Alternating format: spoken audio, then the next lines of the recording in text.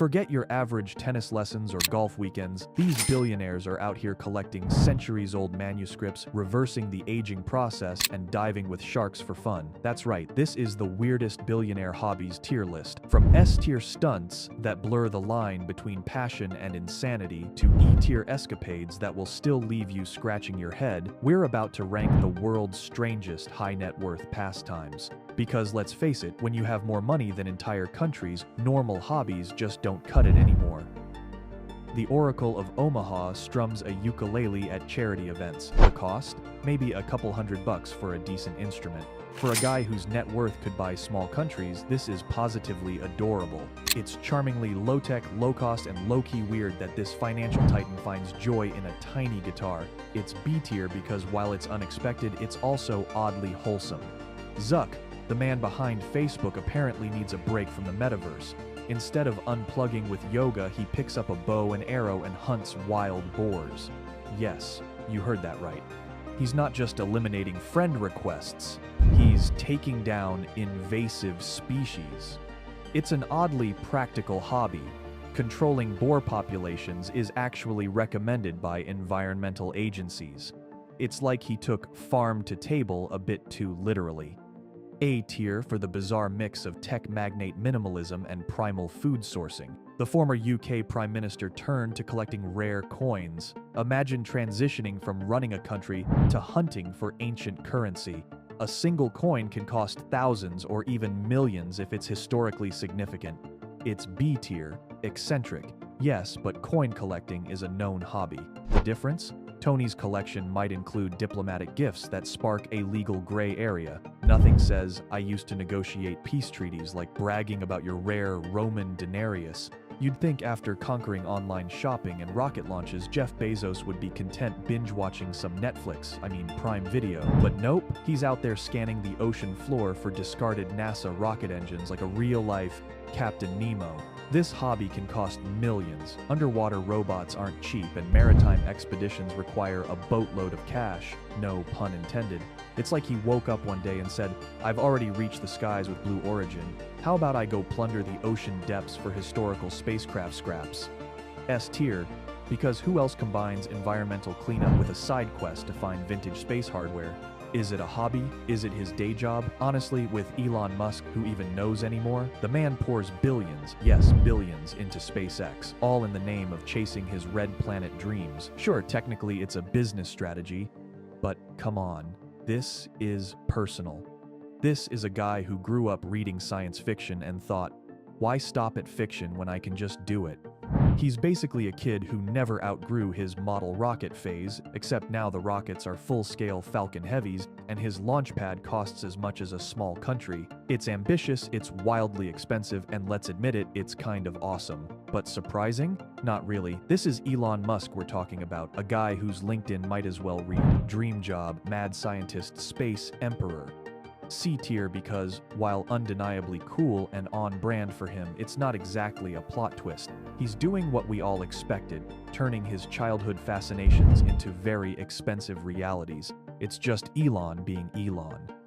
Cirque du Soleil founder Guy Laliberté decided that Earth-based circuses were too pedestrian. He booked himself a rocket ride to the International Space Station at around $20 million a pop. As if being an acrobat of business on this planet wasn't enough, he's literally taking the show off-world. It's surreal but not unprecedented.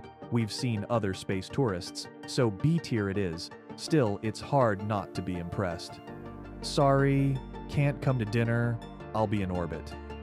Cuban loves diving with sharks. You know, those terrifying sea monsters with rows of razor-sharp teeth that star in nightmares and blockbuster summer movies. Yeah, he volunteers to hang out with them in their natural habitat, paying over $1,000 per excursion for the privilege. It's thrilling, it's dangerous, and honestly, it's probably a Wednesday for him. But come on, what is it with billionaires and extreme sports? Is it the adrenaline? The death wish, or just sheer boredom from having already bought everything else on Earth? Sure, swimming with apex predators sounds cool, but it's basically the rich guy equivalent of owning a tiger. Been there, done that, got the "I survived Shark Week" t-shirt. D tier for surprise value because adventurous billionaires doing death-defying stunts is about as rare as overpriced coffee in a hipster cafe. Liu pours millions into manuscripts and first editions. Oh, how refined. Nothing says I've truly made it like dropping the GDP of a small country on books you can't even open without a team of archivists and a prayer to the preservation gods. Sure, it's cultured, but let's be real. Why spend millions on a first edition when the same story is sitting on Amazon for $20 with free shipping? You're not reading it for the plot. You're flexing for dinner party cred. Oh, this? Just my original Gutenberg Bible casually propped on the coffee table. No big deal. It's the rich person equivalent of a subtweet, intellectual, pricey, and aimed squarely at people who don't even know what a folio is. E tier because while undeniably bougie, it's also painfully predictable. Collecting rare books is basically the Harvard of hobbies, prestigious, expensive, and a little too on-brand for the intellectual elite. Manageably strange, mildly surprising, but definitely not shaking the foundations of eccentric billionaire behavior. You've heard of the Olympics, right? Now imagine an Olympics where the only event is competing against Father Time. Brian Johnson spends over $2 million a year on anti-aging regimes. We're talking extreme diets, relentless health monitoring, and an army of doctors with more gadgets than a sci-fi flick. It's less a hobby and more a personal science experiment. Can I buy my way back to age 18? With enough biometric data to make NASA jealous, Brian is basically turning himself into the world's most expensive lab rat.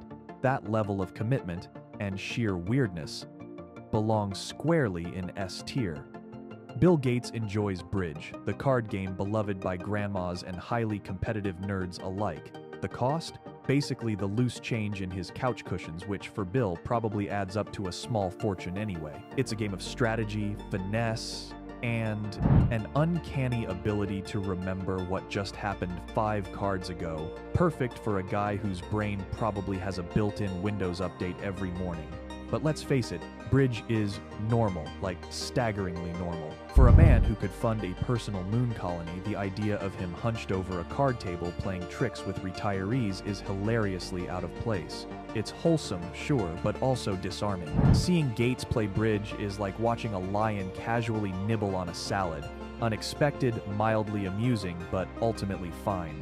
C tier because it's pretty standard stuff, but the "wait, Bill Gates does this?" factor gives it just enough flavor to keep it out of Dullsville. When you're Sir Richard Branson, you don't just sit on a beach and sip pina coladas, you harness the wind and become one with the waves on a kiteboard. For a man who's also flirting with space travel, kiteboarding is downright old-fashioned. Granted, it's not cheap if you count the private island to do it on, but at least it's sporting. A tier because it's pretty cool but not as mind-blowing as, say, spending millions to reverse your biological clock. Like his Silicon Valley buddy Branson, Larry Page also hits the waves with a kite. Maybe billionaires whisper to each other, "Dude, you gotta try kiteboarding." Equipment starts at a measly $1,500. Pocket change for a Google co-founder. It's a relative bargain compared to building rockets or buying manuscripts. Still, A tier since it involves a billionaire gliding over the ocean, feeling the wind in his hair, and probably brainstorming the next trillion-dollar idea mid-flight. Larry Ellison's yachts compete in events like the America's Cup. It's extravagant, sure. Boats, maintenance, crew, race entries can stack up to millions. But we all know rich people love yachts. It's basically the stereotype. D tier, because while lavish, it's not exactly surprising. It's like discovering a Hollywood star collects fancy cars. Yawn, we saw that coming.